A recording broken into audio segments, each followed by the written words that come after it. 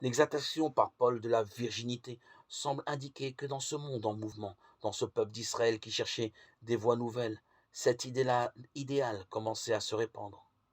Philon d'Alexandrie, philosophe juif de cette époque, évoque aussi des femmes âgées qui avaient conservé leur virginité par amour de la sagesse. Les Esséniens, secte sur laquelle nous reviendrons, exercent une certaine influence en ce sens. Et les manuscrits de Qumran montrant que certains juifs voulaient demeurer continents dans le mariage. Il s'agissait pourtant d'une attitude très minoritaire. On peut discerner à l'inverse quelques raisons qui ont poussé la tradition catholique à considérer que Marie était toujours restée vierge, n'avait pas eu d'autres enfants.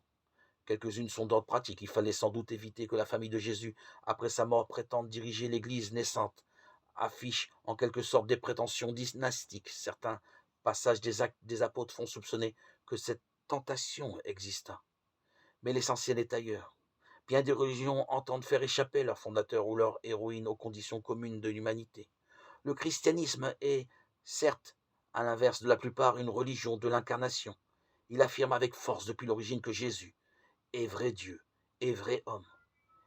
Il s'est longtemps refusé à tirer toutes les conséquences de la seconde partie de cette proposition comme si elle signifiait un abaissement.